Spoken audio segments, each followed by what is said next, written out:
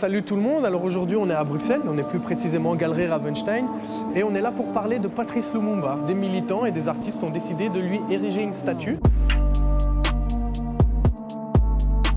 Alors Patrice Lumumba, je ne vais pas vous faire l'offense de vous rappeler qui c'est, on sait tous que Patrice Lumumba c'est... C'était un homme, disons, décidément libre. C'était un combattant, oui.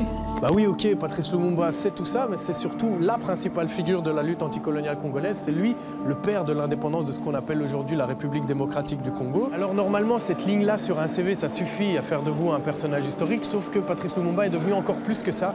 Bah, en effet, c'est devenu une figure un peu mythique. C'est un héros martyr des luttes anticoloniales d'Afrique subsaharienne, au même titre que des Félix Moumié, Amilcar Cabral ou Thomas Sankara. Et oui, et je dis bien martyr, oui, martyr, parce qu'il y a un triste point commun entre toutes les figures historiques que je viens de citer, c'est qu'elles sont toutes mortes assassinées, et assassinées dans des circonstances troubles, mais où chaque fois on voit se distinguer plus ou moins clairement la silhouette de la puissance coloniale sur les scènes du crime. Alors en ce qui concerne Lumumba, pour rappel, c'est lui qui, le 30 juin 1960, lors de l'indépendance du Congo, devient le premier ministre du pays. C'est un premier ministre qui est démocratiquement mis en place. Ça ne l'empêchera pas 6 mois plus tard d'être assassiné, donc le 17 janvier 1961, au terme d'un processus dans lequel la Belgique a tiré les ficelles pour finalement le livrer à ses pires ennemis. La Belgique a décapité cette jeune démocratie congolaise. Alors la Belgique a commencé son examen de conscience en 2000 avec une commission parlementaire d'enquête sur l'assassinat de Lumumba et elle a conclu à une responsabilité morale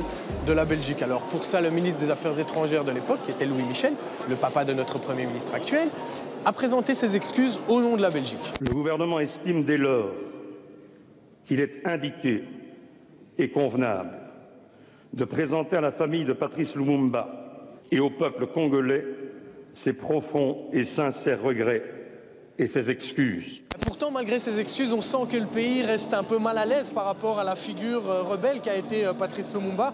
Un homme qui n'a pas hésité à rappeler au nez à la barbe du roi Baudouin et de l'establishment belge ce qu'avait été la réalité coloniale, ce qu'avait été la réalité du vécu des gens colonisés. Nous avons connu les ironies, les insultes, les coups que nous devions subir matin, midi et soir, parce que nous étions des nègres. Comme je vous le disais, aujourd'hui des militants ont décidé de lui ériger une statue à Patrice Lumumba. On va juste aller à leur rencontre pour voir comment ça se passe. Il y a une conscience qui est en train de tout doucement grandir avec la jeunesse et c'est ça qui est bien. Le combat, on le sait qu'il existe et on est là pour le continuer. J'aime bien en fait ces idées, moi. J'aime bien ces idées parce qu'ils prennent beaucoup sur la liberté, l'égalité et l'amour et surtout beaucoup de dignité. Si tu devais résumer Lumumba en un mot, un seul mot, c'est quoi le premier mot qui te vient à l'esprit? L'audace. Mémoire. En un mot, je dirais en fait, c'était un homme du peuple. L'indépendance du Congo. Un démocrate. Peut-être espoir. À mes enfants que je laisse et que peut-être je ne reverrai plus, je veux qu'on dise que l'avenir du Congo est beau et qu'il attende, comme il attend de chaque Congolais, d'accomplir la tâche sacrée de la reconstruction de notre indépendance et de notre souveraineté. Car sans dignité, il n'y a pas de liberté. Sans justice, il n'y a pas de dignité. Et sans indépendance, il n'y a pas d'homme libre. Mireille Chelsea-Robert, donc je suis présidente de la SBL BAMCO. Voilà, donc tu es présidente de la SBL qui est à l'initiative de cette cérémonie d'aujourd'hui. Est-ce que tu peux nous expliquer pourquoi ça vous semblait important d'avoir une statue de Lumumba aujourd'hui à Bruxelles? Lumumba est une figure emblématique, en fait, pas seulement pour les Congolais et pas seulement pour les Belges du coup, mais aussi pour, internationalement parlant, pour tous les combattants de la liberté. Et donc, on pensait que c'était important qu'une figure comme la sienne nous aide en fait à amorcer ce travail de résilience parce qu'il crée encore aujourd'hui des débats un peu houleux et controversés. Et donc, on s'est dit, si on parvient à discuter, à débattre sainement autour de la figure de Lumumba, c'est qu'on aura fait un grand pas pour la suite. On a fait appel à l'art parce que ce n'est pas du tout une statue en bronze ou en pierre. Il n'y a rien de définitif là-dedans. La statue, elle est faite en sciure de bois. Donc il y a ce côté éphémère.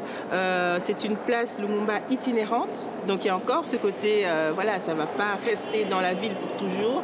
Donc il y a ce côté proposition, ce côté mise en débat. Bonjour, je m'appelle Aliou Baldé. Je suis militant au sein du collectif Mémoire coloniale et lutte contre les discriminations. Toute initiative qui favorise la présence de Patrice Emery Lumumba dans l'espace public est à saluer et est la bienvenue. Ce genre d'initiative montre que le travail que nous menons tous les jours sur le terrain paye et que les institutions se réveillent peu à peu pour justement amener cette question coloniale à être décomplexée dans la société et que ça ne fasse plus l'objet de conflits. Bon ben voilà, vous l'aurez compris, la Belgique ressent encore un certain malaise quand elle doit regarder son passé colonial, mais on ne peut qu'espérer que le genre d'initiative qui a eu lieu aujourd'hui va l'aider à le regarder droit dans les yeux. Vive l'indépendance de l'unité africaine, vive le Congo indépendant et souverain.